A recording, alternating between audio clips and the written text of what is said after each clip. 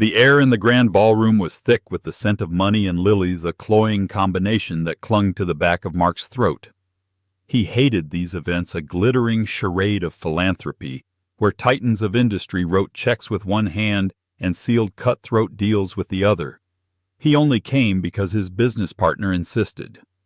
For 5 years, every day had been a grayscale echo of the one before, ever since Nina vanished, leaving nothing but a gaping hole in his life, and a note that read, "I'm sorry." He was just turning to leave when a spotlight caught a woman descending the marble staircase. A gasp hitched in his chest. The dress was different, a river of silver silk. The hair was darker styled with an impossible elegance. But the face, the subtle curve of her jaw, the way she held her head, it was her. It was Nina. And she was on the arm of Adrien Devereaux, a man whose net worth could buy the entire city. The noise of the Gala faded into a dull, distant roar, like the sea heard from inside a seashell.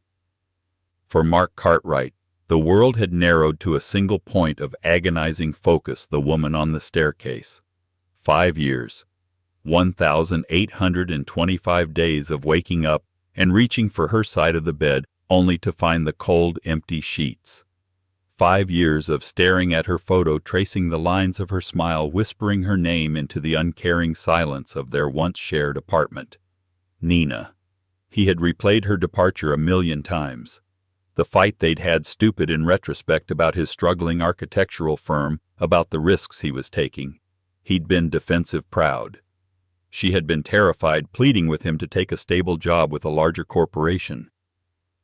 "We're drowning, Mark," she had said, her voice thin with a fear he had dismissed as a lack of faith. The next morning she was gone. The note on the kitchen counter, written in her elegant looping script, was a masterpiece of devastating brevity. "I'm sorry. I can't do this anymore. Don't look for me." He had looked. He'd filed a missing persons report, only to have a detective tell him a week later that Nina had withdrawn all the money from her personal account from an ATM 3 states away. She had left willingly. The police closed the case. His friends told him to move on. How could he? It was like trying to move on from breathing. Now here she was. Not the scared, frayed woman he remembered from their last days, but a vision of sculpted perfection. Her raven hair, once a wild cascade of curls he loved to run his fingers through, was now a sleek, dark chignon. The simple cotton dresses she used to live in were replaced by a liquid silver gown that seemed poured onto her frame, shimmering under the crystal chandeliers of the Metropolitan Museum's Astor Wing Gala. She moved with a liquid grace he'd never seen before, a poise that was both breathtaking and utterly alien. And the man whose arm she held, Adrien Devereaux, he wasn't just wealthy, he was a specter in the world of global finance and tech. The CEO of Ethelgard Dynamics, a notoriously private firm dealing in AI and advanced robotics. Devereaux was a modern-day kingmaker, a man who moved markets with a whisper. Mark had only ever seen his picture in the Wall Street Journal, sharp, severe features, eyes the color of a winter sky, and an aura of untouchable power. "Mark, you look like you've seen a ghost," Ben Carter, his business partner, said, nudging him with an elbow. Ben was the reason he was here, hoping to network with potential investors for their small but ambitious firm, Cartwright & Carter Designs. Mark couldn't form words. He just pointed his hand, trembling slightly. Ben followed his gaze. "Oh, right. Adrien Devereaux and his latest acquisition. Word is her name is Nina Valerius, some kind of art consultant. Popped up out of nowhere about 2 years ago. Devereaux is never seen without her. They say she has an eye for undervalued masterpieces, a skill he finds useful.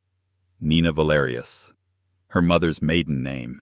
It was a shield, a disguise.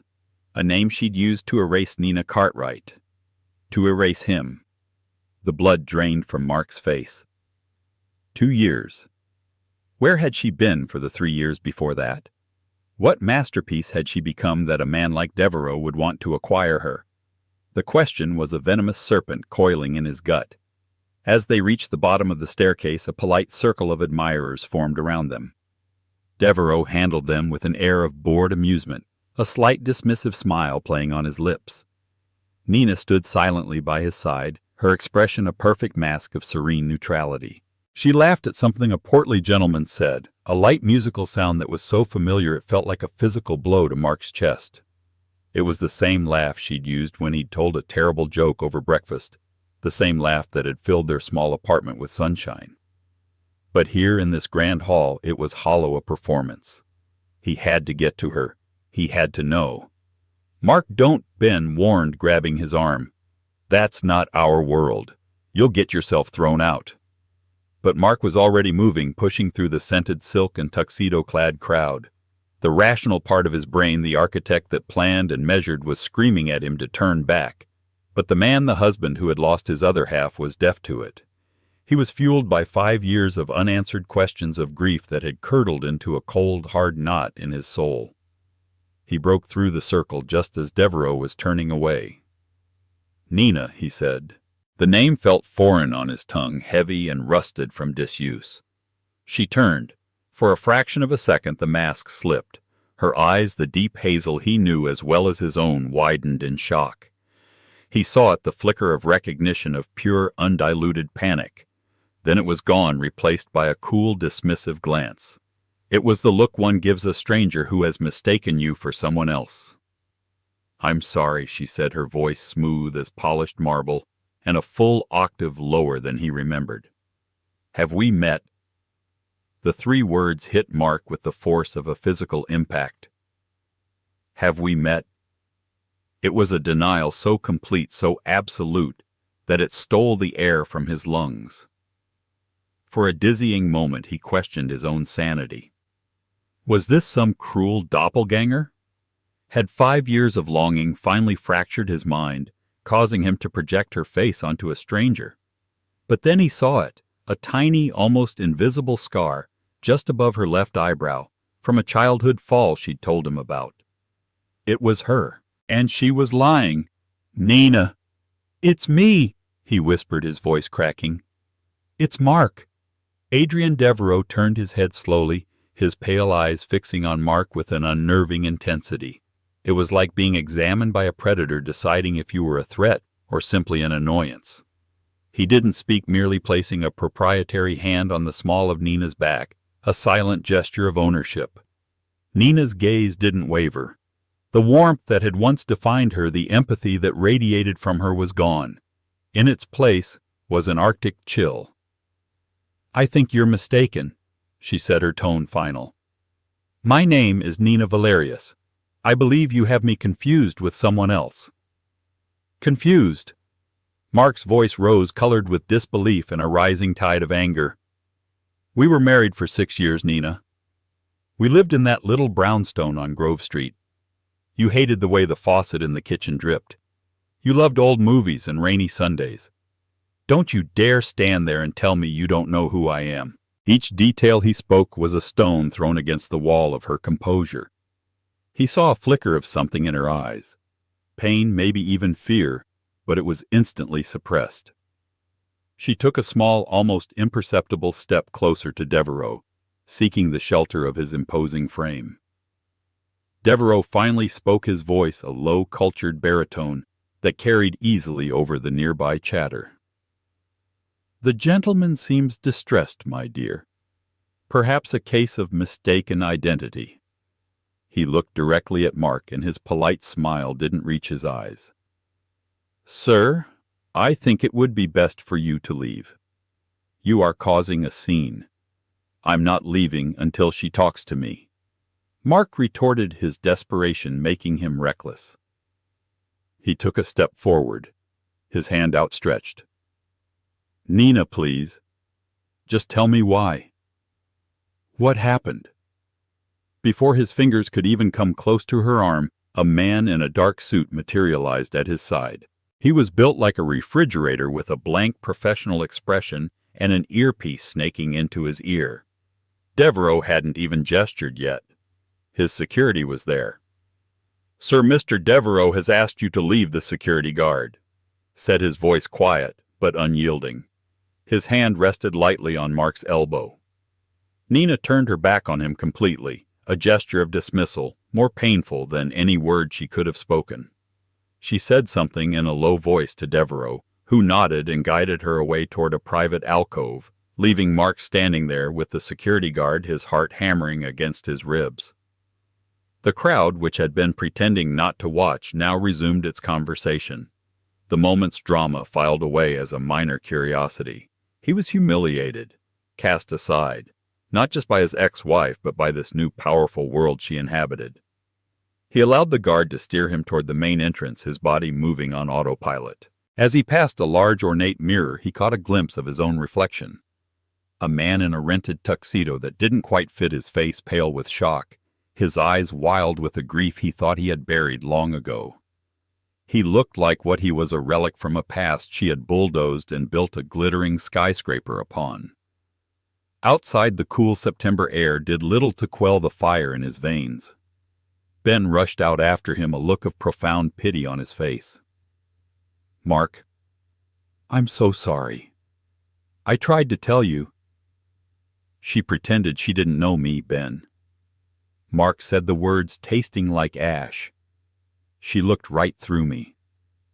Like I was nothing. Like those 6 years never happened.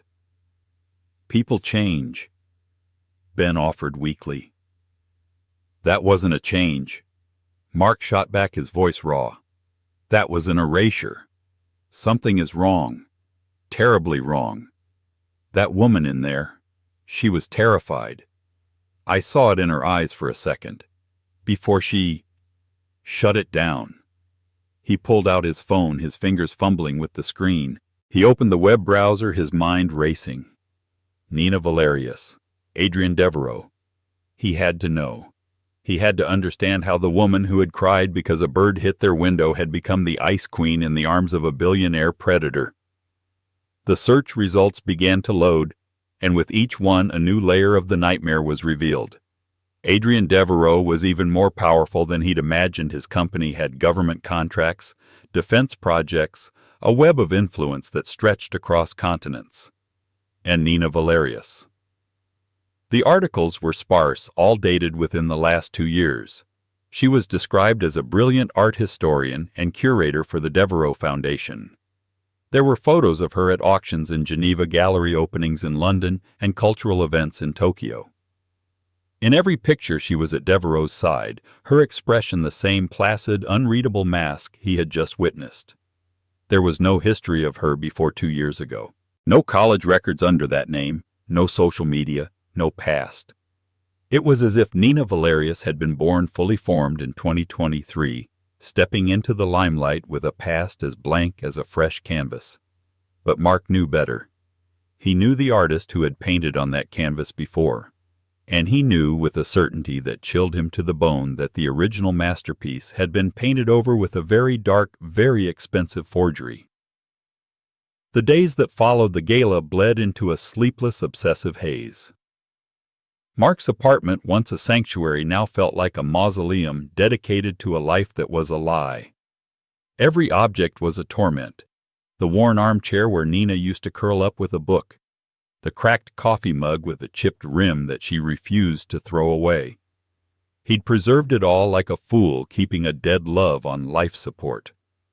Now he saw it for what it was, a collection of props from a play where the lead actress had abandoned the stage mid-performance. He barely went into the office. Ben covered for him, fielding calls and placating clients with excuses about a sudden flu. Mark knew he was squandering the very career he had fought with Nina to protect, but he couldn't focus on blueprints and building codes. His mind was an endless loop of the gala, Nina's cold eyes, Devereaux's possessive hand, the chilling finality of her turning away.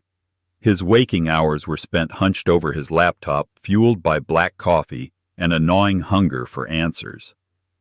He plunged into the digital rabbit hole of Adrian Devereaux and Nina Valerius. Devereaux was a phantom. Ethelgard Dynamics was a private entity releasing only the barest minimum of public information. Its board was a collection of shadows, its projects shrouded in corporate secrecy and non-disclosure agreements. Articles spoke of Devereaux in hushed, reverent tones, a visionary, a recluse, a ruthless operator who had bankrupted rivals with surgical precision. He had no wife, no children, and a past that was meticulously scrubbed. He simply was. Powerful. Untouchable. Nina was even more enigmatic. The articles about Nina Valerius were all sterile puff pieces likely placed by Devereaux's PR machine. The Devereaux Foundation's secret weapon, one headline read. The article praised her uncanny ability to identify masterworks authenticating a lost Rembrandt and acquiring a rare collection of pre-war sculptures for Devereaux. She was quoted once a single sterile line, "Art is the purest form of history, and it is a privilege to preserve it." It didn't sound like her at all. The Nina he knew would have talked about the emotion in the brushstrokes, the story behind the artist's eyes. He dug deeper using archival search engines cross-referencing names and dates. He searched for Nina Cartwright, but the trail went cold the day she left. He tried every combination he could think of, every breadcrumb from their life together. Nothing. It was as if she had stepped out of their apartment and into a void for 3 years only to re-emerge as this polished stranger. Frustration was beginning to curdle into despair when he stumbled upon a small, overlooked article in an online art trade journal, Artisan's Ledger. It was a dry piece about the logistics of transporting high-value art. Buried deep in the text was a mention of a collection Devereaux had acquired from the estate of a deceased Swiss banker. The article named the curator who managed the acquisition Nina Valerius, and it mentioned the date the acquisition was finalized, October 14, 2022. The location was Zurich, Switzerland. Mark's breath caught. He remembered that time period vividly. It was the 2-year anniversary of her disappearance. He had been at his lowest point, convinced he would never see her again. On a hunch, a desperate grasping at straws impulse, he logged into his old credit card account, the joint one they had shared.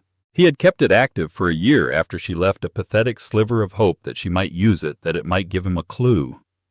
After a year of inactivity, he'd forgotten all about it. He scrolled back through the statements, his heart pounding a frantic rhythm against his ribs. 2021. 2020. All his own transactions. Then he stopped. November 5th, 2020. 3 weeks after she had vanished. A single charge. $18.97. The merchant, Dwayne Reed, 7th Ave and 14th St. New York, NY. It was a pharmacy just 6 blocks from their old apartment. His mind reeled. According to the police, she had emptied her bank account in Pennsylvania the day after she left. She was supposed to be gone hundreds of miles away. But 3 weeks later, she was buying something for less than $20 from a pharmacy in their neighborhood. Why? What could she have bought? Cold medicine Band-Aids. It was a small, insignificant purchase, but its existence was a crack in the foundation of the story he'd been told. He cross-referenced it with the timeline. She was supposed to be gone, starting a new life. 3 years later, she would reappear in Zurich as a world-class art curator. But this single pathetic transaction tethered her to New York, to her old life at a time when she was supposedly long gone. He printed the statement, the flimsy piece of paper, feeling as significant as a holy scripture. He stared at the line item, at the mundane reality of it. It didn't fit with the narrative of a woman who simply fell out of love and left. People who run away to start over don't linger 6 blocks from the life they abandoned to buy aspirin. A new terrifying thought began to take shape in his mind. She hadn't just left. She had been running, hiding. Not from him, perhaps, but from something else. And her reemergence with Devereaux wasn't a triumphant second act. It was the end of the line. He pulled up a photo from the gala, zooming in on Nina's face. He looked past the flawless makeup and the serene expression. He saw the tension in her jaw, the faint dark circles under her eyes that the concealer couldn't quite hide. He saw the subtle rigidity in her posture as she stood beside Devereaux. She wasn't living a new life. She was serving a sentence. The knowledge didn't bring him peace. It filled him with a cold dread. He was no longer just a heartbroken man trying to understand his past. He was a man who had just realized the woman he loved might be in terrible danger. And the man she was with, Adrian Devereaux, was not her savior. He was her warden. The pharmacy receipt was a key. It was small and seemingly insignificant, but Mark knew it could unlock the entire carefully constructed prison Nina was living in. The lie had a flaw, a single point of weakness, and he was going to press on it until it shattered. His first instinct was to go to the police, but he quickly dismissed it. What could he tell them? That his ex-wife, who left willingly 5 years ago, is now with a powerful billionaire, and once bought something from a pharmacy, they would laugh him out of the precinct. Devereaux's lawyers would paint him as a delusional, obsessed ex-husband. He was alone in this. He needed a way to get to her away from Devereaux's ever-watchful eyes and his army of silent, suit-clad guards. A gala was impossible. He needed a different venue, one where her guard might be down even for a moment. He went back to the articles searching for her professional activities. He found a mention of an upcoming exhibition at the Gilded Serpent Gallery in Soho, a chic minimalist space known for showcasing avant-garde artists. The exhibition was sponsored by the Devereaux Foundation, and the collection was curated by none other than Nina Valerius. The opening night was a private invitation-only event, but the gallery would be open to the public the following day. That was his chance. He spent the next 2 days preparing not as a heartbroken ex-husband, but as an architect meticulously planning an intervention. He knew a direct emotional confrontation would fail. She would shut down and Devereaux's people would remove him. He needed leverage. He needed proof that he knew she was lying.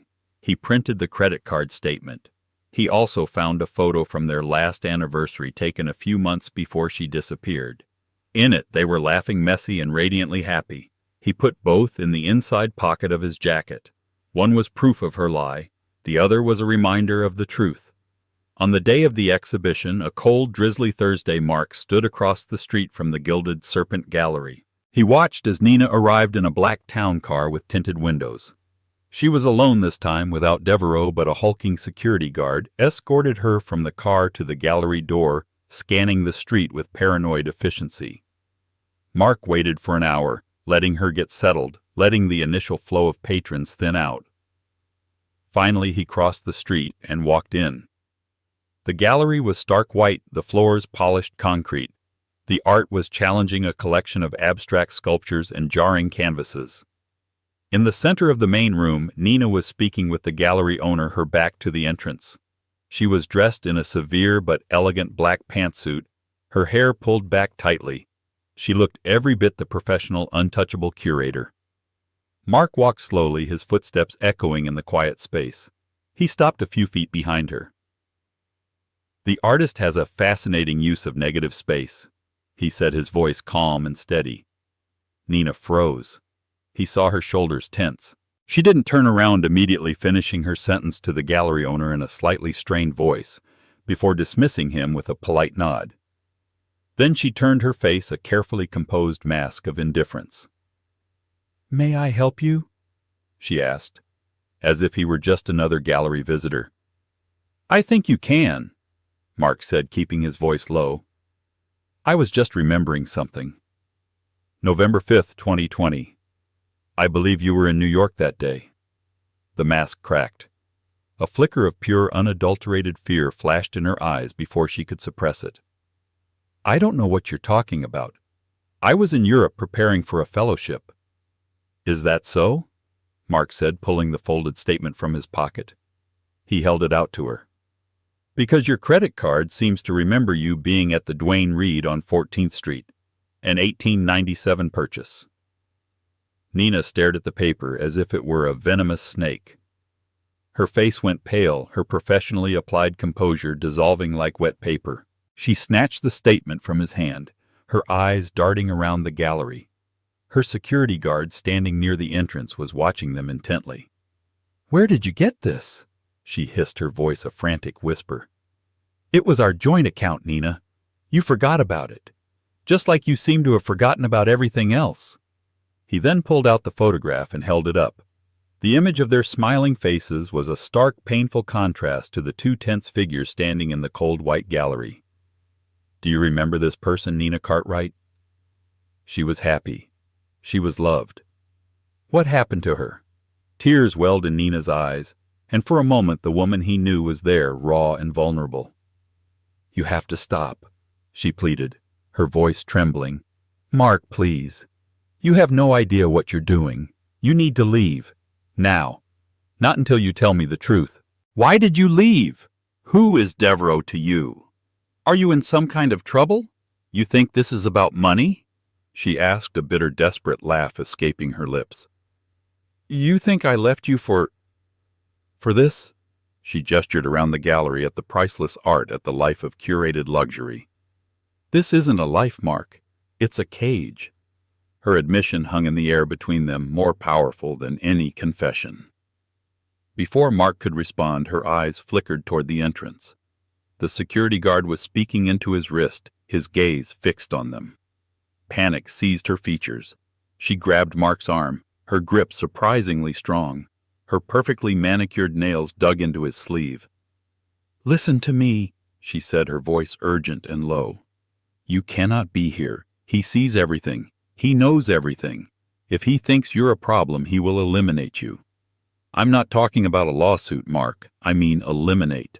The cold, hard finality in her tone terrified him more than Devereaux's imposing figure ever could. This wasn't a domestic drama.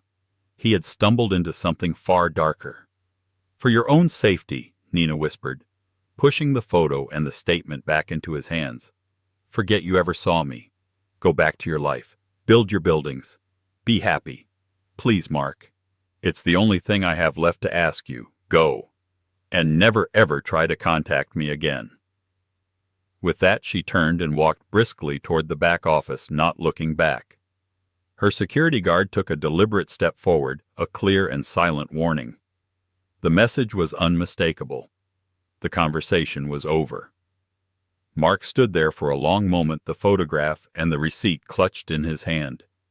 He had his confirmation. She wasn't happy. She was trapped. And her warning wasn't a push away. It was a desperate, terrified plea to save himself from whatever monster had her in its grasp.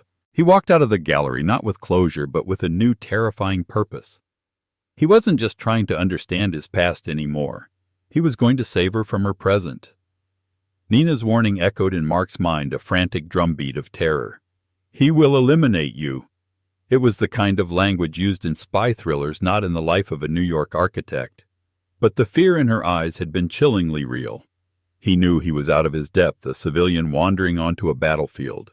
Going head-to-head with a man like Adrien Devereaux was suicide. He needed help. He needed someone who knew how to fight monsters. He thought of Sam Nichols. They had been roommates in college, two ambitious kids with different paths. While Mark was sketching buildings, Sam was chasing stories, convinced that journalism was a holy calling. He was tenacious, cynical, and had a deep-seated distrust of power. After college, Sam had become an investigative journalist, first for a major newspaper, and now for the Sentinel, a respected online publication known for its deep-dive exposés on corporate and political corruption. They hadn't spoken in years, drifting apart as lives do, but Mark knew if anyone could help him navigate this darkness, it was Sam. He found him in a dusty, cluttered office overlooking a grimy alley surrounded by stacks of paper and the faint smell of stale coffee. Sam looked older, his face etched with the weariness of someone who spends his days looking into the abyss, but his eyes lit up with recognition when Mark walked in. Cartwright. Sam said, a slow smile spreading across his face. To what do I owe the pleasure? Finally designed a building so ugly it's newsworthy. Mark didn't smile back. He sat down and laid it all out. Nina's disappearance, the 5 years of silence, the gala, her cold denial, the pharmacy receipt, and the terrifying confrontation at the gallery. He spoke for nearly an hour, his voice low and urgent. Sam listened intently, leaning forward, his initial joking demeanor replaced by a sharp, focused intensity. He didn't interrupt. When Mark finished, Sam leaned back in his squeaking chair, steepling his fingers. Adrien Devereaux. He said the name tasting like something foul. "You're not just swimming with sharks, Mark. You've jumped into the personal tank of the megalodon." "You know him. I know of him," Sam corrected. "Everyone in my line of work knows of him. He's the ghost in the machine. Ethelgard Dynamics is a black box. They do some legitimate work in AI logistics and software, but the whispers have always been about their other division, the one that handles special projects. Gray area tech, private intelligence things that make governments nervous. He's brilliant, ruthless, and pathologically secretive. Nobody's ever been able to get anything concrete on him. He buries his mistakes, and sometimes he buries the people who find them." The fear that had been simmering in Mark's gut turned to ice. "She said he'd eliminate me." "She probably wasn't exaggerating," Sam said grimly. "So the question is why her, an art historian, doesn't fit the profile of a typical Devereaux employee. There has to be something else, a connection we're not seeing." He turned to his computer, his fingers flying across the keyboard. "Nina Cartwright, you said. Let's go back to the beginning. Tell me about her family." "Parents, siblings." "Her mother passed away when she was a teenager," Mark recalled. "It was just her and her father, Dr. Robert Valerius." Sam stopped typing. He looked at Mark. "Valerius. What was his field? Theoretical physics. And later, data science. He was brilliant. A genius, really. Worked for a university, then for a few tech startups. He was always chasing some big breakthrough, something about data compression and quantum encryption. He got obsessed with it after Nina's mom died. Poured all his money and then some into his research. It was a source of tension. He was always in debt." Sam's eyes widened. He turned back to the screen and began a new series of frantic searches. "Robert Valerius," he muttered. "I remember that name." Minutes passed in silence, broken only by the clicking of keys. Finally, Sam swore softly under his breath and swiveled the monitor toward Mark. On the screen was an article from a niche tech forum dated 6 years ago.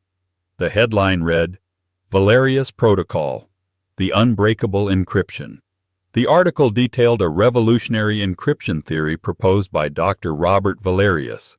It was dense and technical, but the gist was clear. Dr. Valerius had conceptualized a method of encrypting data that was, for all practical purposes, unbreakable by any current or conceivable technology. It was the holy grail of data security. The article mentioned that Valerius had been seeking funding, but that his work was so theoretical, major investors had balked. Ethelgard Dynamics. Mark whispered, the pieces clicking into place with sickening clarity. They deal in information intelligence. The Valerius Protocol would be worth more than gold to a man like Devereaux, Sam finished. It could secure his own secrets, and more importantly, it could be a key to unlock anyone else's. He could sell it to governments, corporations, terrorists. He who controls that tech controls everything. But the theory was just a theory. Valerius never published a working model.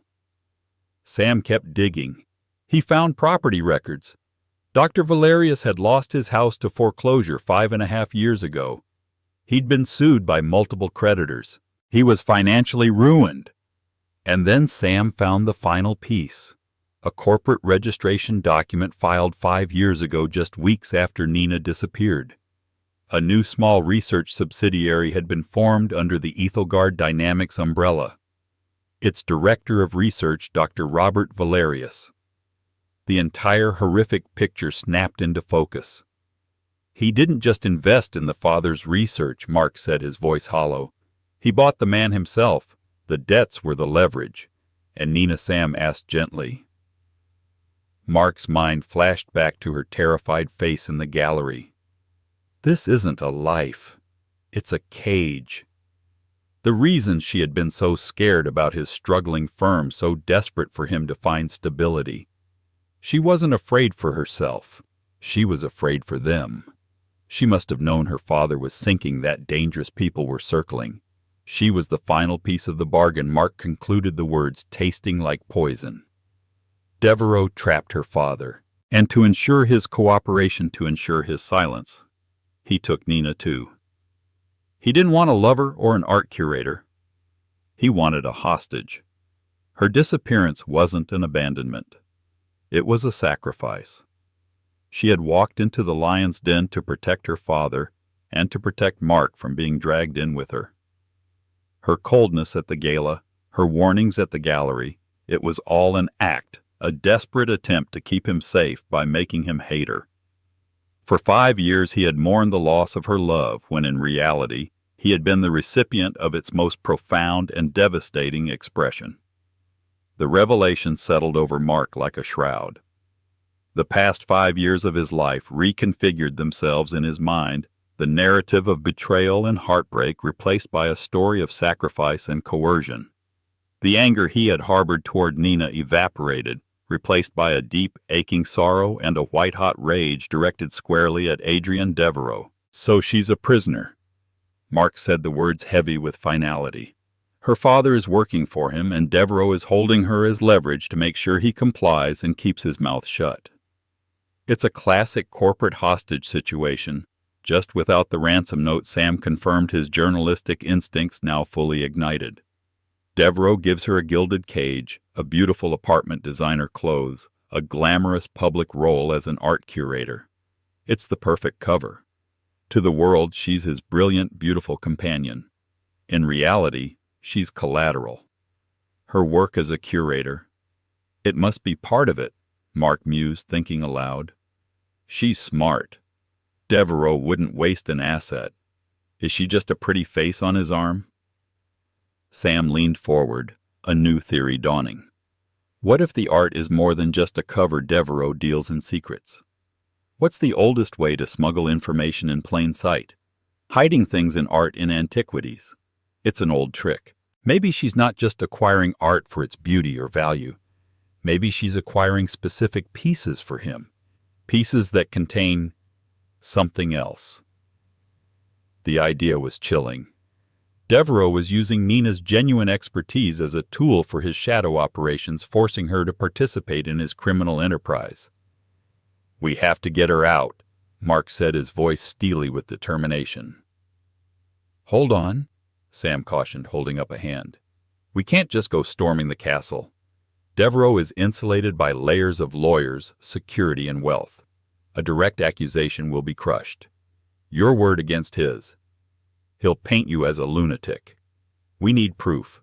Irrefutable proof of the coercion, and more importantly, proof of his illegal activities. We need a weapon big enough to bring him down." The task seemed impossible. They were two ordinary men against a shadowy billionaire with seemingly infinite resources. "How do we get that?" Mark asked, the weight of the challenge pressing down on him. "We need someone on the inside," Sam said. "Someone who worked for Ethelgard and left. A disgruntled employee. Every tyrant has enemies." For the next week, Sam's office became their war room. They lived on coffee and takeout, poring over every document, every article, every scrap of information they could find on Ethelgard dynamics. Sam reached out to his network of contacts, old sources, and fellow journalists, whispering Devereaux's name into the darkness and waiting for a whisper back. Days turned into a week of dead ends. The wall of secrecy around Devereaux was seamless. Anyone who had ever worked in a high-level position at Ethelgard was locked down by an ironclad NDA with terrifying penalty clauses. Just as Mark was beginning to lose hope, Sam got a call. It was from a burner phone, the voice on the other end distorted and paranoid. The source was a former data security analyst for Ethelgard, a man named Philip Graves. He had quit a year ago, citing ethical concerns, and had been living in fear ever since. He was terrified of Devereaux, but was more terrified of what Devereaux was planning to do with the Valerius Protocol. They arranged a clandestine meeting in a quiet corner of the New York Public Library, a place of public anonymity. Philip Graves was a pale, nervous man who clutched a briefcase to his chest and flinched at every sudden noise. "You don't know what he is," Graves whispered, his eyes wide with fear. "He's not just a businessman. He believes he's above all laws, all morality. The protocol. Dr. Valerius finally cracked it about a year and a half ago. Created a working model. It's everything we feared. A true quantum encryption key. But Devereaux isn't using it for defense. What is he doing with it? Sam asked, his voice a low murmur. He's building a back door. Graves explained, his voice trembling. A master key. While the front-facing encryption is being sold to legitimate clients as unbreakable, Devereaux has a way in. He's been testing it. He can access anything encrypted with the protocol. Financial systems, government databases, intelligence networks. It's a skeleton key to the entire digital world. He's planning to sell the encryption to half the Fortune 500 companies and several allied governments, all while holding the key to their deepest secrets. It's the biggest intelligence coup in history. This was it. This was the weapon they needed. It was bigger than Nina's kidnapping. It was a threat to global security. Can you prove it? Mark asked, his heart pounding. Graves nodded, his hands shaking as he opened his briefcase. He pulled out a sleek encrypted hard drive. I was on the team that audited the system. I found the flaw, the back door. I knew it had to be intentional. I made a copy of the core code along with internal memos from Devereaux detailing his plans for a Phase 2 deployment, a euphemism for when he would start exploiting the back door. It's all here. Getting it out was the hardest thing I've ever done. I've been waiting for someone to come looking, someone who had the guts to use it. He slid the drive across the table to Sam. This will be the end of him. But you have to be careful. If he knows you have this, he won't hesitate to silence you both. Permanently. Mark looked at the small hard drive. It was so insignificant, yet it held the power to topple an empire and free the woman he loved. The path ahead was perilous, but for the first time in 5 years it was clear. He knew the truth of the Devereaux deception. Now it was time for the reckoning. Armed with the hard drive, their silver bullet, Mark and Sam knew a clandestine leak wasn't enough. Devereaux was a master of suppression, capable of killing a story, discrediting a source, and burying the evidence before it ever saw the light of day. To make this stick, they needed to detonate the bomb in a way he couldn't control. They needed a public spectacle. The plan they devised was audacious and incredibly risky. It hinged on forcing a confrontation, on bringing the battle directly to Devereaux in his own fortress. Sam used his credentials to arrange an exclusive interview with Adrian Devereaux. The stated topic was a softball piece on Ethelgard's philanthropic endeavors and the success of the Devereaux Foundation, a topic so vapid Devereaux's PR team couldn't resist. They insisted the interview happen in Devereaux's office on the top floor of the Ethelgard Tower, a skyscraper of black glass and steel that loomed over Midtown. Crucially, Sam insisted on bringing his own technical assistant to manage the recording equipment, Mark. 2 days later, Mark found himself in a high-speed elevator ascending the glass tower.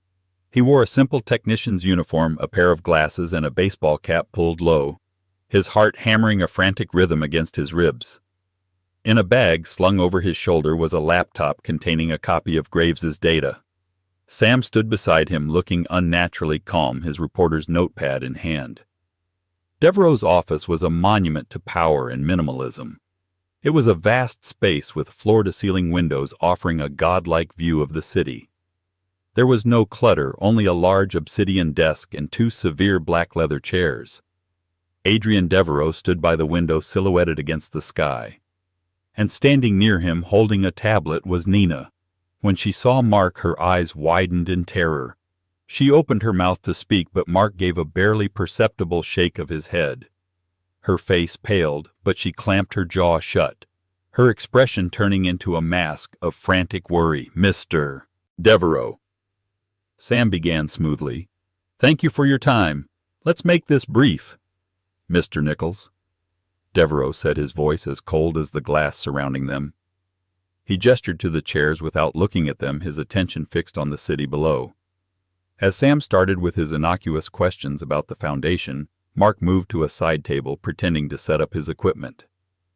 He opened his laptop and with trembling fingers initiated the program they had prepared. It was a dead man's switch.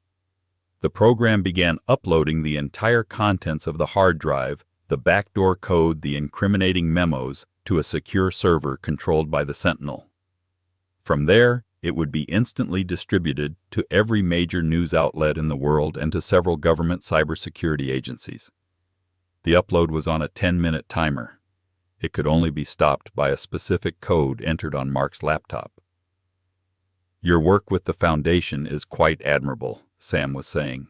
"Especially the art acquisitions. Miss Valerius has a remarkable eye."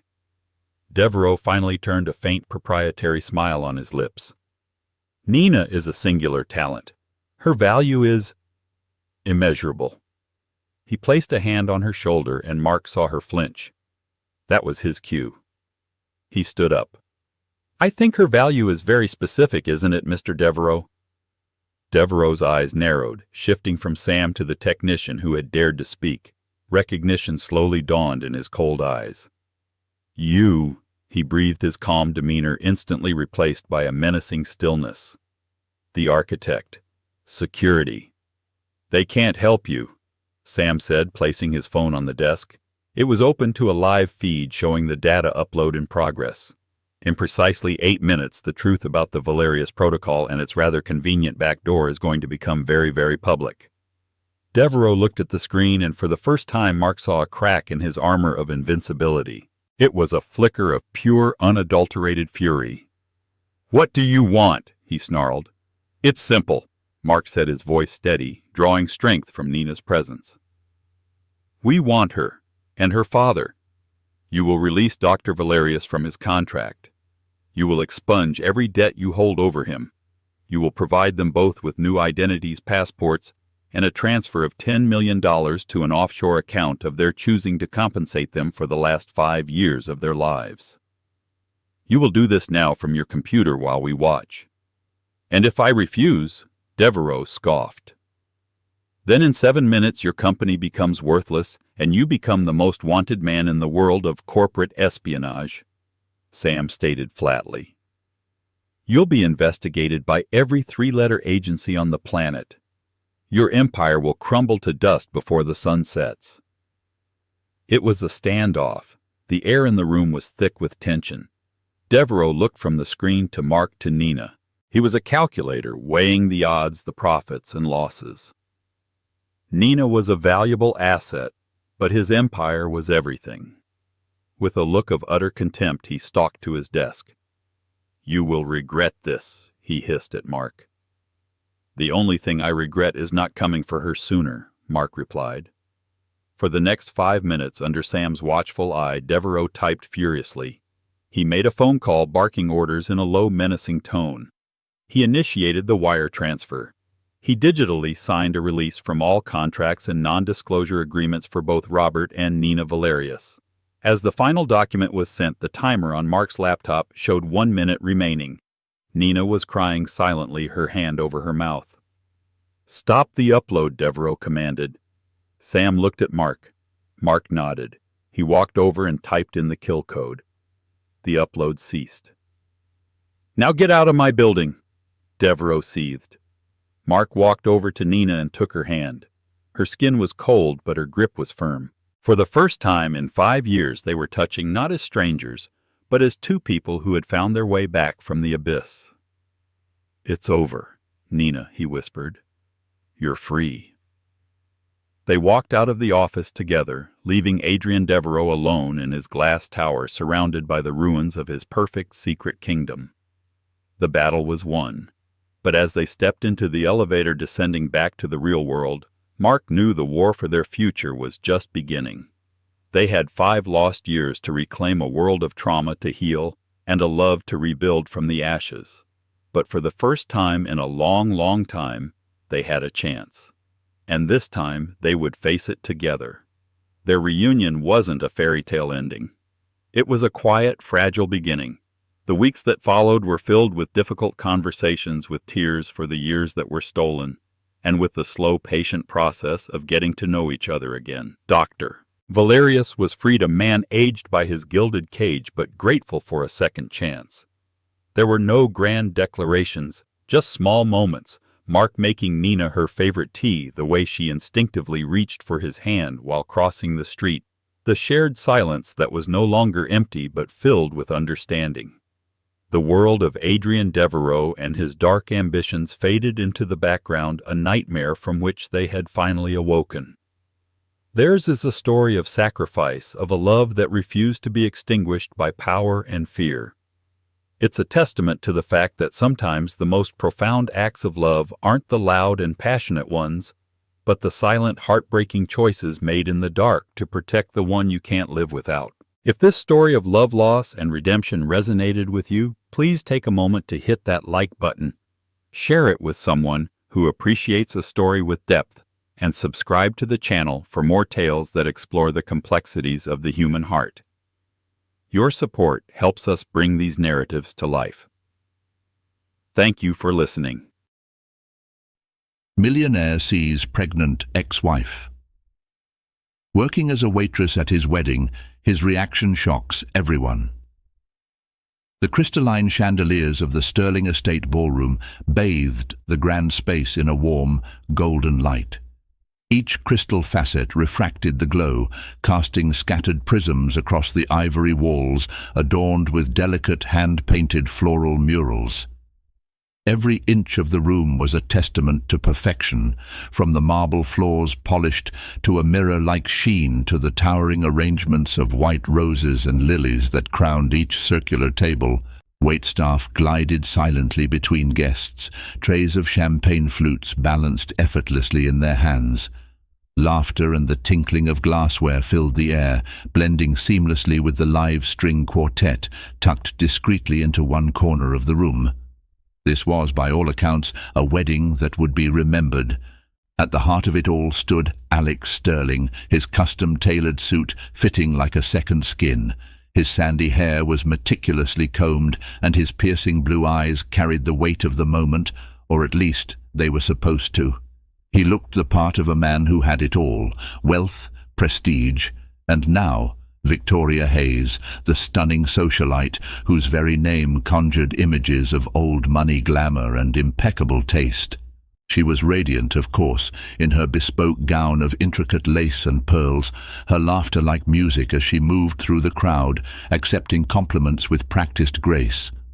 Alex's lips curled into a faint smile as he sipped his champagne, nodding at guests as they approached to offer their congratulations. Yet, beneath the surface of his polished exterior, there was a hollowness he couldn't shake. It wasn't that he didn't care for Victoria. She was everything anyone could want. Beautiful, clever, ambitious, perfect, in the way people like them were expected to be. But as Alex scanned the room, he felt an inexplicable ache tug at his chest, a sense that something vital had been left behind in his climb to this pinnacle. It was during this moment of quiet reflection that he saw her. She was standing near the edge of the room, partially obscured by one of the floral arrangements. Her dark hair was pulled back in a messy bun, tendrils framing a face he hadn't seen in years but would never forget. Sarah Bennett. His breath caught in his throat. She was wearing a simple black dress, the kind issued by catering companies, designed to blend into the background. Her hands moved deftly, collecting empty glasses and crumpled napkins from a table where a group of tipsy guests had vacated their seats.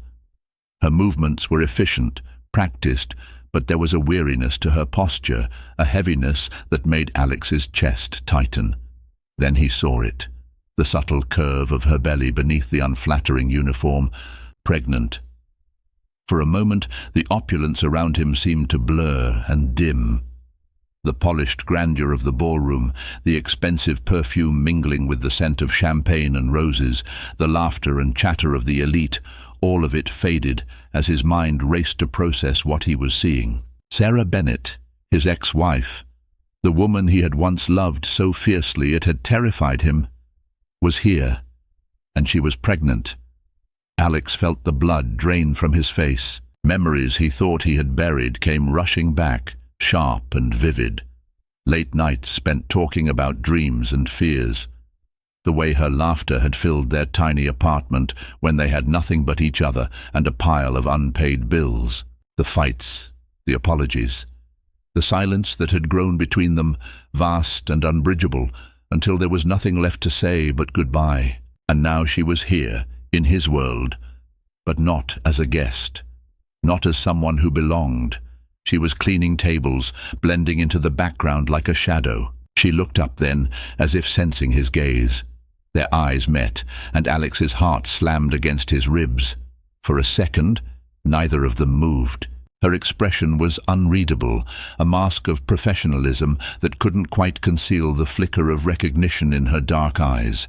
Then she broke the gaze, turning away to resume her work, her movements quicker now, more purposeful.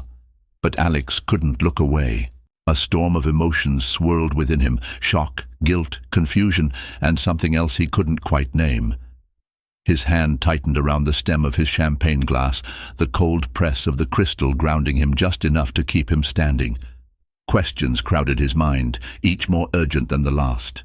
Was she married? Who was the father? Why was she here working at his wedding? And why, after all this time, did seeing her still feel like this? "Darling, are you all right?" Victoria's voice broke through the haze. She appeared at his side, her hand slipping into the crook of his arm, her delicate fingers giving him a gentle squeeze. She tilted her head, her perfectly painted lips curving into a concerned smile. "You look pale," she said. "Are you feeling okay?"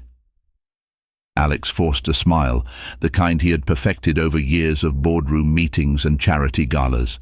"I'm fine," he said, his voice steady despite the turmoil roiling beneath the surface. "Just a bit overwhelmed, that's all." Victoria's smile widened, radiant and reassuring. "Well, it's a big day," she said, leaning in to press a kiss to his cheek. "Come find me if you need a moment." She drifted away, her gown trailing behind her like a whisper, leaving Alex standing there frozen. His eyes sought out Sarah again, but she was gone, vanished into the sea of guests and staff. The room felt suffocating now, the weight of its perfection pressing down on him.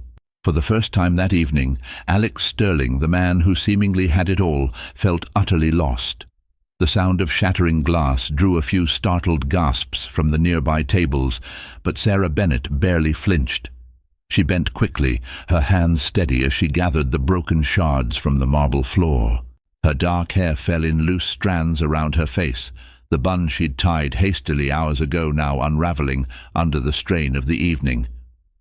Her fingers worked deftly, ignoring the slight sting as a sharp edge grazed her skin.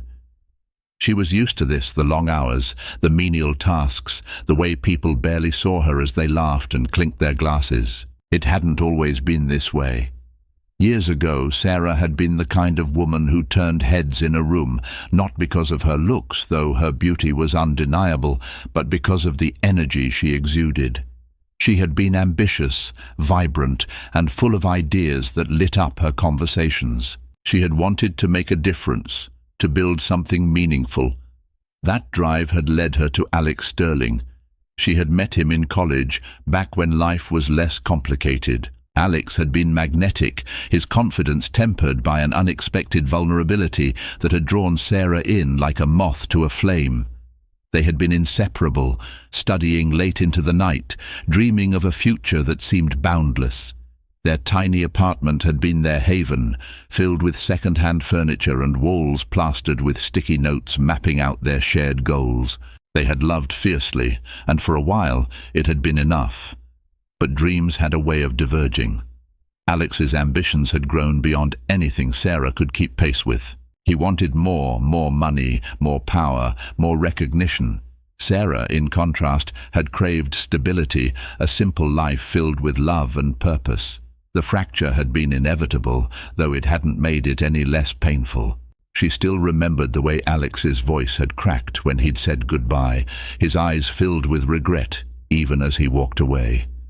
And now, here she was, picking up the pieces literally and figuratively, while Alex stood on the other side of the room, surrounded by wealth and privilege, his perfect life on full display. Sarah straightened, cradling the broken glass in her hands as she turned toward the kitchen. Her steps were measured, careful, but her mind raced with memories. She hadn't wanted to take this job, not at his wedding of all places, but the bills didn't care about her pride. The baby growing inside her didn't either. She'd almost made it to the back when she heard the voice. "Excuse me, Aren't you supposed to be working?" The words were sharp, cutting through the murmur of the crowd like a whip. Sarah turned slowly, her stomach sinking as she met the gaze of a guest, a middle-aged woman in an emerald gown that clung too tightly to her figure.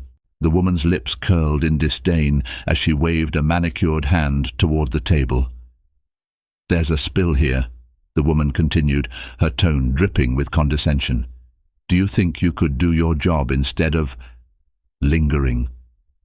Heat rushed to Sarah's cheeks, but she forced herself to stay calm. She set the broken glass aside and grabbed a cloth from her apron, stepping toward the table. "I'm sorry for the delay," she said quietly, kneeling to clean the spilled champagne. The woman's scoff was audible. "Honestly, I don't know why they hire people like you. It's a wonder you even passed the background check." Sarah froze, the cloth trembling in her hand. Her throat tightened, and for a moment she couldn't breathe. The humiliation was suffocating, made worse by the fact that she couldn't defend herself without risking her job. She forced her gaze downward, her vision blurring as tears threatened to spill. "That's enough." The voice was low and firm, but it cut through the tension like a blade. Sarah looked up in shock to see Alex standing just a few feet away, his expression cold and unyielding as he addressed the woman in emerald. "I believe she's doing her job just fine," Alex continued, his tone measured but unmistakably sharp. "If you have an issue, take it up with the management. Otherwise, I suggest you keep your comments to yourself." The woman blinked, momentarily stunned into silence. She opened her mouth as if to argue, but seemed to think better of it. With a huff, she turned on her heel and stalked away, her heels clicking against the marble floor. Sarah's heart was pounding as Alex turned to her. For a moment, neither of them spoke. His gaze softened, the icy mask he'd worn slipping to reveal something far more vulnerable. "Are you okay?" he asked, his voice quieter now. Sarah nodded, unable to find her words. Her hands tightened around the cloth as she rose to her feet, her legs unsteady beneath her. She could feel the weight of the room's attention pressing down on her, every pair of eyes fixed on the scene that had just unfolded. "Thank you," she managed to whisper, her voice barely audible. Alex's jaw tightened, and for a moment it seemed as though he wanted to say something more. But then a figure appeared at his side, Victoria, her expression carefully composed, but her eyes sharp as they darted between Alex and Sarah. "Darling," Victoria said, her tone light but laced with an undercurrent of suspicion. "What's going on?" Alex hesitated, the tension in his shoulders betraying his discomfort. "Nothing," he said finally, slipping back into the polished demeanor that came so easily to him. "Just handling a small issue." Victoria's smile didn't quite reach her eyes, but she nodded, looping her arm through his. "Come on," she said, tugging him gently. "Our guests are waiting." As they walked away, Sarah exhaled shakily, her chest aching with a mix of gratitude and bitterness. The Alex she had known would have defended her too. But this Alex, the one married to a woman like Victoria, the one who belonged to a world that Sarah could never enter, felt like a stranger. And yet, as she watched him disappear into the crowd, she couldn't help but feel the faintest flicker of something she hadn't allowed herself to feel in years. Hope. The evening's festivities carried on, the sounds of clinking glasses and lively chatter filling the Sterling estate. Yet for Alex, the vibrant energy of the wedding felt like a distant hum as he slipped out of the ballroom. His steps were brisk, purposeful, his mind racing as he scanned the hallways for Sarah. He found her in the back corridor near the service entrance, her apron folded neatly on a bench beside her. She was leaning against the wall, her head tilted back, eyes closed as though trying to steady herself. The faint flicker of a fluorescent light overhead cast uneven shadows on her face. For a moment, Alex hesitated. She looked tired, vulnerable in a way that made his chest ache with something he couldn't quite name, but then his thoughts snapped back to the curve of her belly, and a storm of questions surged within him. "Sarah," he said, his voice sharper than he intended. Her eyes flew open, and for a brief second there was a flash of something fear, frustration, relief. It was gone before he could decipher it, replaced by a guarded expression as she straightened. "What do you want, Alex?" she asked, her tone flat but steady. He took a step closer, lowering his voice. "We need to talk about the baby." Sarah's lips pressed into a thin line, and she crossed her arms over her chest. "There's nothing to talk about," she said, her voice tight. "It's none of your business. Not my business." Alex's frustration flared, his brows knitting together. "How can you say that? Sarah, if the baby is mine—" "Don't!"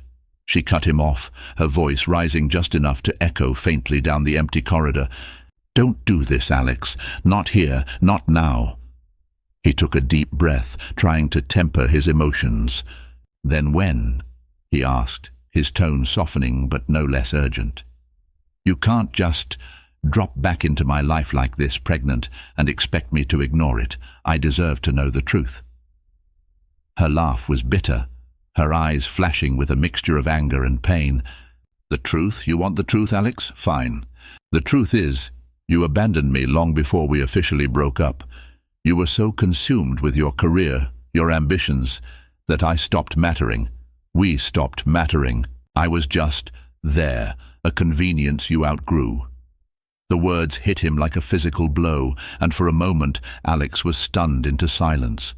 He had expected resistance, maybe even anger, but the rawness of her words cut deeper than he'd anticipated. "That's not fair," he said finally, his voice low. "You knew what I was working for, what we were building toward. I thought you understood." "Understood?" Sarah's voice broke slightly, and she shook her head, her hands gripping her sides as though trying to hold herself together. "I understood that I was losing you. Every late night at the office, every missed dinner, every time you made me feel like I wasn't enough, I understood perfectly. And when I realized I couldn't compete with your dreams, I let you go. Not because I wanted to, but because I had to." Alex's chest tightened, guilt twisting like a knife. "Sarah," he began, but she raised a hand to stop him. "You don't get to play the victim here," she said, her voice firm. "You moved on.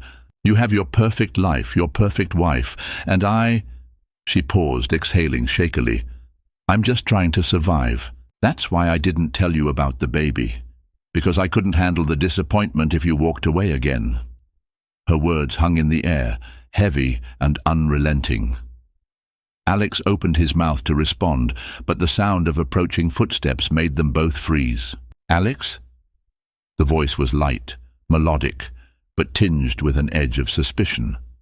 Victoria appeared at the end of the corridor, her figure framed by the soft glow of the ballroom behind her. Her perfectly sculpted brows furrowed as she took in the scene before her. "What's going on?" she asked, her gaze shifting between Alex and Sarah. Sarah immediately looked away, her hands falling to her sides as she took a small step back. Alex's jaw tightened, and he turned to face Victoria, his expression carefully neutral. "Just a private conversation," he said, his tone measured. I knew Sarah from college. We were catching up." Victoria's eyes narrowed slightly, her lips curving into a smile that didn't quite reach her eyes. "Oh, how lovely," she said, her voice sugary sweet, but her gaze lingered on Sarah's face, sharp and assessing. "I don't believe we've been introduced." Sarah's hands curled into fists at her sides, and she forced herself to meet Victoria's gaze. "I'm just one of the staff," she said evenly, her voice devoid of emotion. Victoria's smile widened slightly, and she tilted her head. "Well, thank you for all your hard work tonight," she said, her tone polite but dismissive. Alex's stomach churned as he watched the interaction, the tension palpable. He could see the wheels turning in Victoria's mind, her natural intuition piecing together fragments of a story she didn't yet fully understand. "Darling," she said, turning her attention back to Alex, her voice softer now, "are you coming back to the party? Our guests are wondering where you are." Alex hesitated, his gaze flickering to Sarah, who had already begun to gather her things, retreating into herself. He wanted to say something, to fix the brokenness that seemed to radiate from her, but Victoria's hand on his arm anchored him to the present. "Of course," he said finally, his voice hollow. "Let's go." As they walked away, Victoria cast one last glance over her shoulder, her expression unreadable. Alex felt the weight of her suspicions settling over him, a reminder that the past he thought he'd left behind was far from over. The Sterling estate had fallen into a heavy post-celebration quiet. The distant echoes of the staff cleaning up were barely audible through the thick walls of the private suite where Alex sat, his tie loosened, his fingers steepled against his forehead. The weight of the evening pressed down on him, an inescapable tension that throbbed at the base of his skull. Victoria had left the room moments ago, but her parting words hung in the air like smoke. "You need to make a decision, Alex," she had said, her voice tight but controlled, betraying none of the fury simmering beneath. "This, whatever this is with her, it's over. You're my husband. You need to act like it." Her ultimatum was as clear as it was ruthless. Victoria had always been decisive, a woman who knew what she wanted and how to get it. It was one of the things that had initially drawn Alex to her, her unyielding confidence, a sharp contrast to the uncertainty that had plagued him for so long. But tonight, that same quality felt suffocating, her sharp gaze cutting through him like a scalpel as she demanded answers he wasn't ready to give. He had tried to explain, tried to tell her that his conversation with Sarah was nothing, that it had stirred up old feelings, but meant little in the grand scheme of things. But Victoria had seen through him, her eyes narrowing as he fumbled for words. She'd left without waiting for a response, her heels clicking sharply against the marble as she disappeared down the corridor. Now, alone in the dimly lit suite, Alex wrestled with the knot of emotions twisting inside him. Guilt, frustration, confusion. Sarah's words from earlier played over and over in his mind, her voice trembling as she accused him of abandoning her, of leaving her to pick up the pieces of their shattered life together. And then there was the baby. His chest tightened at the thought. Could it really be his? If so, what did that mean for the life he had built with Victoria? A sharp knock at the door jolted him from his thoughts. Frowning, Alex rose and crossed the room, opening the door to find a young staff member holding an envelope. The boy's uniform was slightly rumpled, his eyes wide with a mixture of nerves and exhaustion. "This was left for you, sir," the boy said, holding out the envelope. Alex hesitated before taking it, his heart quickening as he recognized the handwriting scrawled across the front. Sarah's, "Thank you," he said, his voice stiff. The boy nodded and hurried away, leaving Alex standing in the doorway with the envelope clutched in his hand. He closed the door and returned to his seat, staring at the envelope as though it were a living thing, something that might lash out if he got too close. Finally, with a deep breath, he slid a finger beneath the seal and unfolded the letter inside. The scent of faintly perfumed paper met his nose, a bittersweet reminder of nights spent in their cramped apartment. Sarah curled up beside him with a notebook in hand, scribbling her thoughts and dreams. The letter began simply, the ink slightly smudged in places as though written in haste or through tears. "Alex, I don't even know where to begin. Seeing you tonight brought back so much, things I thought I had buried long ago. But you deserve to know the truth, even if it's too late, even if it doesn't change anything. When we broke up, I thought I could handle it. I thought I could start over, build a life without you, but it wasn't as easy as I told myself it would be. My family turned their backs on me, called me foolish for loving someone who didn't fit into our world. I lost my job a month later, and with no support system, no safety net, I fell apart. There were nights I didn't know where my next meal would come from. I pawned my grandmother's necklace to pay rent, begged for extra shifts at jobs that barely kept the lights on. I wanted to hate you, Alex. I wanted to blame you for all of it, but I couldn't. I still can't. When I found out I was pregnant, I was terrified. Terrified of what it meant for me, for the baby. But more than that, I was terrified of telling you, not because I didn't think you'd care, because I knew you would. but because I couldn't bear to see the disappointment in your eyes if I wasn't enough, if the baby wasn't enough to make you stay. So I made the choice for both of us. I don't regret keeping her a secret. It was the only way I could protect myself. But seeing you tonight, knowing you're here, I can't help but wonder if I was wrong. If maybe, just maybe, you deserved the chance to know. Her name is Lily. She's 3 months along and she's perfect. She has your eyes, Alex. I see them every time I look at her. I don't expect anything from you. I don't even know if you want to be part of her life, but you deserve the truth, and this is it. Sarah. The letter trembled in Alex's hands as he finished reading. His mind reeled, trying to absorb the weight of her words, the enormity of what she had revealed. Lily, his daughter. The name felt foreign and familiar all at once, a strange mixture of joy and sorrow swelling in his chest. He leaned back in his chair, his gaze fixed on the letter as though it held the answers to questions he hadn't yet formed.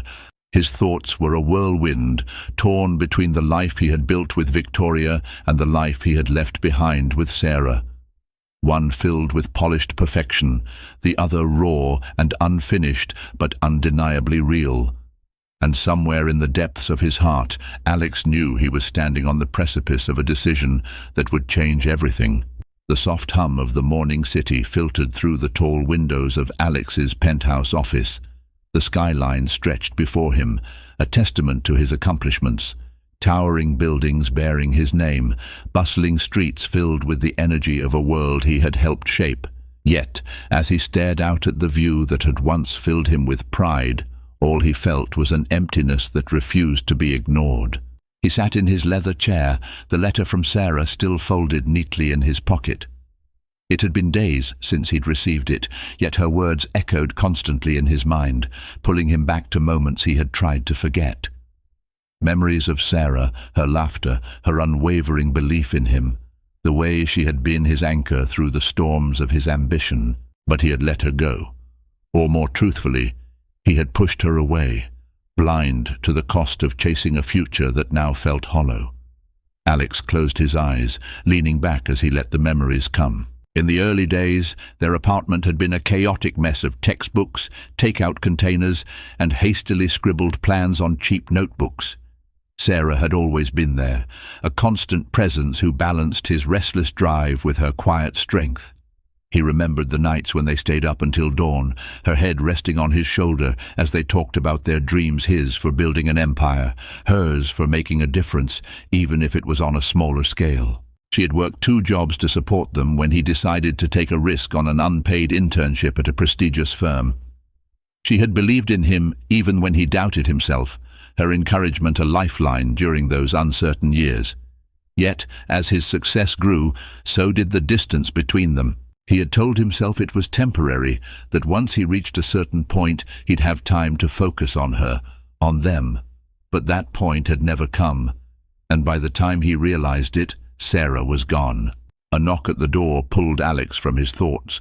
His assistant stepped in, holding a tablet and a stack of documents. "Mr. Sterling, your tenure is ready to begin," she said. Alex shook his head, rising from his chair. "Cancel it," he said simply.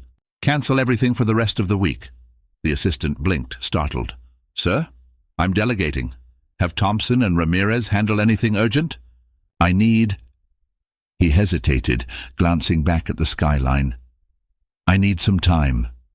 The decision to step back from his empire was met with shock and confusion, but Alex didn't care.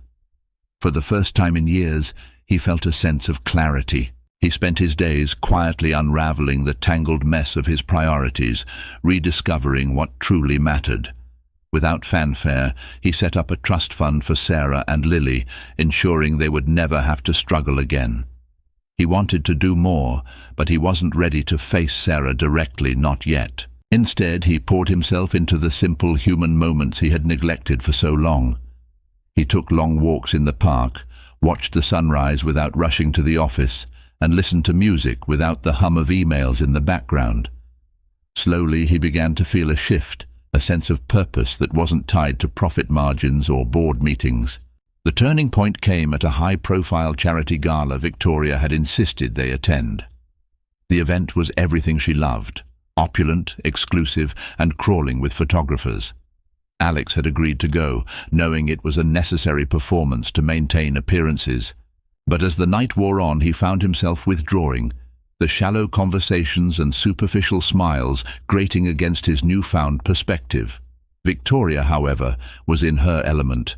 Draped in a designer gown, she flitted from group to group, her laughter ringing out like a bell.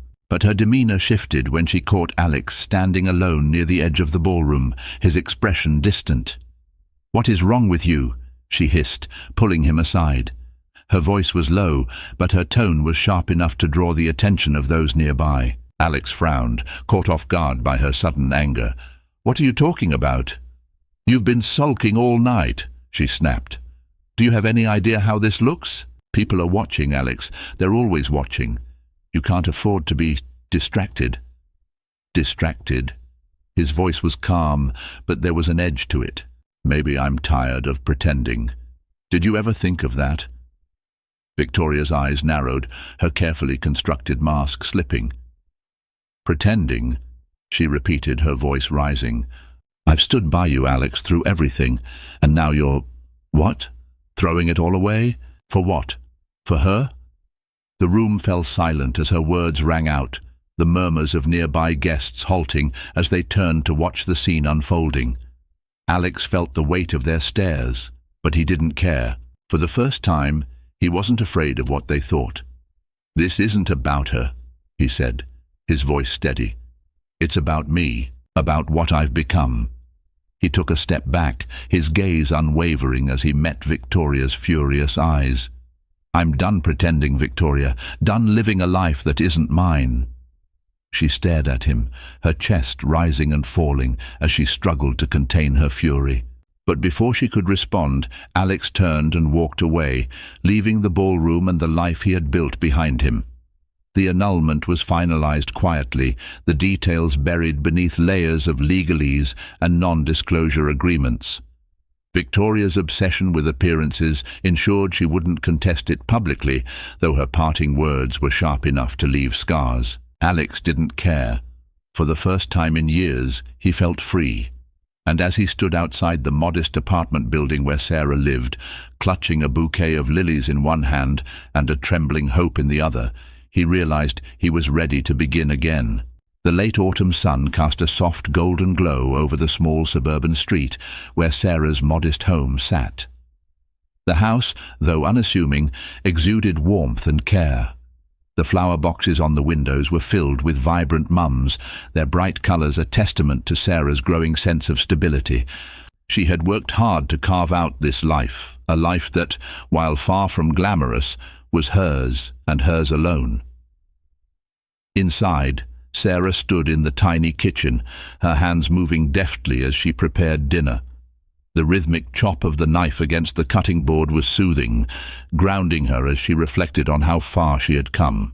After Alex, there had been dark days when she wasn't sure she would find her footing again. But she had.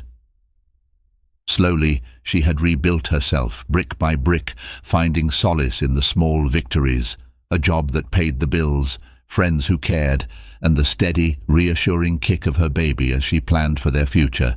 Sarah's career at a local non-profit had started as a necessity, but soon became a passion. Helping others who had faced struggles similar to hers gave her purpose, and the connections she built through her work became the foundation of a support network she hadn't realized she needed. She had learned to trust herself again, her resilience shining through even on the hardest days. For the first time in years, she felt strong. Alex had seen this strength, and it humbled him. Over the past few weeks, he had quietly observed the life Sarah had built, marveling at her resilience. She didn't need him to swoop in and fix things. She had already done that on her own. But that didn't mean he didn't want to be part of her life. For the first time, Alex approached their relationship, whatever it might become, not with the arrogance of someone trying to solve a problem, but with the humility of someone trying to support. He began to show up in small, meaningful ways. dropping off groceries under the guise of an extra delivery from a local program, leaving a handwritten note with words of encouragement in her mailbox, or donating anonymously to the non-profit where she worked. He wasn't sure if she knew it was him, but he didn't mind. This wasn't about recognition. It was about showing her that he cared without overstepping. One crisp afternoon, Alex finally worked up the courage to knock on her door. She answered cautiously, her expression guarded but curious. He held out a bouquet of lilies, his voice soft as he said, "I thought these might brighten your day." Sarah hesitated, but something in his eyes made her step aside and let him in. Their conversation was slow and careful, each word measured, as though they were relearning how to speak to one another. But beneath the caution was a warmth that neither of them could ignore.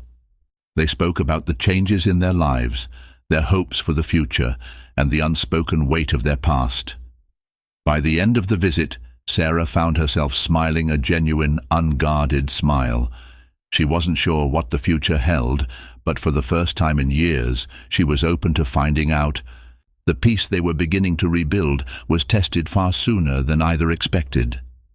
Late one night, Sarah's contractions started earlier than they should have, the sharp pain waking her from sleep. Panic set in as the contractions grew closer together, and she realized something was wrong. She called a friend from her support group, who rushed over to take her to the hospital. The drive was a blur of streetlights and labored breaths, her friend's calm voice trying to soothe her. When they arrived at the emergency room, Sarah was wheeled away, fear gripping her as the fluorescent lights above flickered past. Alex received the call shortly after. He had been awake, staring out at the city from his penthouse, Sarah's name on the tip of his tongue as he rehearsed the conversation he planned to have with her the next day. When his phone buzzed and he saw the hospital's number, his heart stopped. The drive to the hospital was agonizing. Every red light felt like an eternity, and by the time he reached the waiting room, his chest was tight with fear. Sarah's friend met him there, her face pale as she explained the situation. The baby was in distress. Sarah was losing blood. The doctors were doing everything they could, but there were no guarantees. Alex sank into one of the hard plastic chairs, his head in his hands. The sterile smell of the hospital filled his nose, the low hum of the fluorescent lights above grating against his nerves. Time seemed to stretch endlessly, each second a fresh wave of torment as he imagined the worst. And then, in that unbearable silence, came clarity. For so long he had been consumed by guilt, by the need to make amends, to prove that he could be better. But sitting here, faced with the very real possibility of losing Sarah and the child he had never met, Alex realized it wasn't about redemption. It was about love. He loved Sarah, he always had, and now, more than ever, he wanted to be there for her, to fight for the family they might still have a chance to build. When the doctor finally emerged, Alex shot to his feet. The man's expression was tired but kind as he said, "The baby's in the NICU, but she's stable, Sarah. She's strong. She'll pull through, but she'll need time to recover." Relief washed over Alex, his legs nearly giving out as he sank back into the chair. Tears pricked his eyes, but he didn't bother to wipe them away. "Can I see her?" he asked hoarsely. The doctor nodded. "Just for a moment. She needs rest." Alex followed the nurse down the quiet hallway, his heart pounding as he stepped into the room. Sarah lay pale and fragile against the stark whiteness of the hospital bed, her eyes fluttering open as he approached. For a moment, they simply looked at each other. No words needed. Then Alex reached out, gently taking her hand in his. "I'm here," he whispered, his voice breaking. "I'm not going anywhere." Tears welled in Sarah's eyes, but she gave the faintest nod, her fingers curling weakly around his. And in that moment, despite the fear and uncertainty that lay ahead, they both felt a flicker of hope, a fragile but undeniable promise of what could be. Over the next several weeks, Alex dedicated himself fully to supporting Sarah and their newborn daughter, Hope. He learned to navigate the NICU's sterile environment, spending hours at Hope's side, watching as her tiny chest rose and fell with each breath. The nurses taught him how to feed her, hold her, and soothe her when she fussed. He marveled at her resilience, her strength a mirror of Sarah's. Sarah, though physically weak, began to heal in small, steady steps.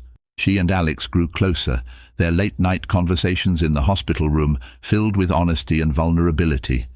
They spoke of their past mistakes, their fears, and their shared dreams for Hope's future. One evening, as they sat together watching Hope sleep in her incubator, Alex turned to Sarah. "I've been thinking," he said softly, "about what really matters, about what kind of life I want to build for Hope, for us." Sarah looked at him, her expression wary but curious. "And what do you see?" "A life with meaning," he replied. "A life where I'm present, where I'm not chasing the next big thing but focusing on what's right in front of me. You and Hope. You're my family, Sarah. And I want to build a future with you, one that's grounded in love and respect." Her eyes softened, and for the first time in years, she felt the walls around her heart begin to crack. "That's a big promise, Alex," she said quietly. "I know," he said, his voice steady, "but it's one I intend to keep." Months later, on a bright spring day, Alex, Sarah, and Hope found themselves at the park near Sarah's home. Hope, now thriving and healthy, giggled as she lay on a blanket in the grass, her tiny hands reaching for the sky. Alex and Sarah sat side by side on a bench, their shoulders brushing as they watched her. "She's beautiful," Alex said, his voice filled with awe. Sarah smiled, her gaze never leaving their daughter. "She's our miracle," she said softly. Alex reached over, taking Sarah's hand in his. "Thank you," he said, his voice thick with emotion, "for giving me this chance." Sarah looked at him, her eyes shimmering with unshed tears. "Just don't waste it," she replied, her voice firm but kind. As the sun set, casting a warm golden glow over the park, the three of them sat together, surrounded by love and possibility.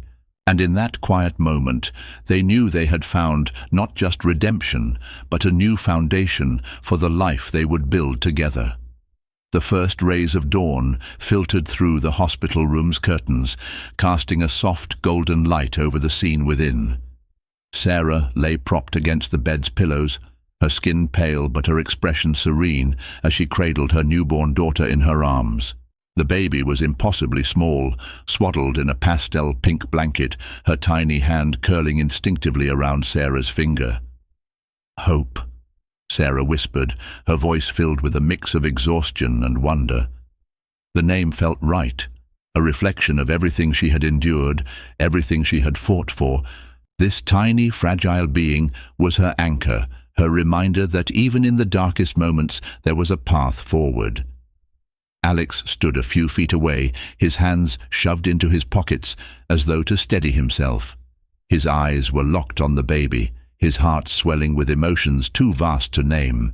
He had always thought of himself as composed, in control, but the sight of his daughter broke something open inside him. "Can I?" he asked hesitantly, gesturing toward the baby. Sarah glanced at him, her expression unreadable for a moment, before she gave a small nod. Alex approached cautiously, his movements almost reverent, as he reached out to take the baby into his arms. She was so light, so delicate, that he held his breath for fear of disturbing her. Hope's face scrunched slightly as she shifted, but then she settled, her tiny breath steady against his chest. Alex felt a lump rise in his throat, and for the first time in years tears slid freely down his face. "She's perfect," he said softly, his voice trembling. Sarah watched him closely, her own emotions a tangle of lingering doubts and a cautious yearning for the man she had once loved. Over the next few days, Alex remained by Sarah's side. He helped with the baby, fetched meals, and sat silently in the corner during moments when she needed rest. He didn't push or demand, he simply stayed, his quiet presence speaking volumes. One evening, as the sun dipped below the horizon, painting the room in shades of amber, Alex finally broke the silence. "Sarah," he began, his voice steady but tinged with vulnerability, I know I can't undo the past. I can't erase the mistakes I made or the pain I caused you, but I want to try. Not to fix what was broken, but to build something new. Something better. Sarah looked at him, her gaze searching. "Why now, Alex?" she asked. "Why not years ago when I needed you most?" He exhaled slowly, running a hand through his hair. "Because I was blind," he admitted. "I was so consumed with chasing success, with proving something to myself, that I lost sight of what really mattered. It took losing you to realize how much you meant to me. And it took meeting Hope to realize that I don't want to spend another day without you both in my life." Sarah's expression softened, but her guard didn't fully drop. "I don't need saving, Alex," she said firmly. "I've worked hard to get to where I am. If we're going to try this, it has to be as equals. I won't settle for anything less." Alex nodded, his respect for her deepening. "You have my word," he said. "No fixing, no overstepping. Just us figuring this out together." After a long pause, Sarah gave a small, hesitant smile. "Then let's see where it goes." True to his word, Alex began making changes not just in his personal life, but in the way he approached the world. He sold off a significant portion of his company, redirecting the proceeds to community initiatives that aligned with the values he had once ignored. Affordable housing projects, small business grants, and educational programs for underserved communities became his focus, a tangible way to give back and create lasting impact. It wasn't just about proving himself to Sarah, it was about becoming the man he wanted to be, the man Hope could be proud to call her father. Months passed and their lives began to intertwine in quiet, meaningful ways. Alex accompanied Sarah to her non-profit events, not as a benefactor, but as a participant, listening to stories and learning from the people she served. Sarah, in turn, began to see the depth of his commitment, his actions slowly eroding the walls she had built around her heart. On a crisp spring afternoon, the three of them found themselves at a small park near Sarah's home. Hope, now a few months old, was bundled in a soft yellow blanket, her wide eyes taking in the world with quiet curiosity. Sarah and Alex sat on a worn wooden bench, their shoulders brushing as they watched the sunlight filter through the trees. "She loves the outdoors," Sarah said, her voice warm as she adjusted the blanket around Hope. Alex smiled, his gaze fixed on his daughter. "She gets that from you," he said. Sarah glanced at him, a flicker of surprise crossing her face before she smiled. "Maybe she does," she said softly. They sat in comfortable silence for a while, the sounds of birdsong and children's laughter filling the air. Alex reached over, his hand finding Sarah's. She didn't pull away. "Thank you," he said quietly, his voice thick with emotion, "for giving me this chance." Sarah squeezed his hand gently. "Just don't waste it," she replied, her eyes meeting his. As the sun dipped lower, casting long shadows across the park, Alex leaned back and watched his daughter with a sense of peace he hadn't known in years. For the first time, his life felt whole, not because of the empire he had built or the accolades he had achieved, but because of the family sitting beside him. And in that quiet moment, surrounded by love and possibility, Alex knew they had found something stronger than redemption. They had found a new foundation, adding tensions and intrigue. One evening, Alex and Sarah attended a community fundraiser together. The event was packed with local leaders, families, and people Sarah had helped over the years. It was supposed to be a night of celebration, but tensions simmered just below the surface. As Alex mingled with the crowd, he overheard a conversation about his recent business decisions. "He's sold off half his assets. What's next? Another charity case?" One man sneered. Alex ignored the comment, but Sarah didn't. She stepped forward, her voice steady. "Those charity cases are changing lives," she said, her gaze unwavering. "And Alex is doing more good than you'll ever understand." The man's face reddened, but he said nothing further. Alex watched Sarah with a mixture of admiration and pride, realizing just how much strength she carried within her. Later that evening, as they stood on the venue's balcony, he turned to her. "I don't deserve you," he said quietly. Sarah's laugh was soft but genuine. "Maybe not. But you're trying, and that's what matters." As time went on, Alex found himself navigating the delicate balance of rebuilding their relationship while respecting Sarah's independence. There were missteps moments when his old habits of control and overreach surfaced, but Sarah's unwavering honesty kept him grounded. She challenged him to be better, not for her sake, but for his own. One night, as they sat together on her porch, Hope sleeping soundly in her crib inside, Sarah spoke candidly. "Do you ever think about what would have happened if we hadn't fallen apart?" she asked. Alex considered the question, his brow furrowing. "I think about it all the time," he admitted, "but I don't think we would have grown into who we are now without it. As much as it hurt, maybe we needed to fall apart to find our way back together." Sarah nodded, her expression thoughtful. "Maybe you're right. The story ends not with grand declarations or sweeping gestures, but with the quiet beauty of a life rebuilt." As the three of them sat together at the park, laughter and love surrounding them, it was clear that their journey was just beginning, and this time they were ready to face it together. And just like that, Alex and Sarah's lives came full circle, not in the way either of them expected, but in a way that proved the resilience of love, the strength of forgiveness, and the beauty of second chances. Their story reminds us that even in our darkest moments, there's always hope for a brighter tomorrow if we're brave enough to embrace it.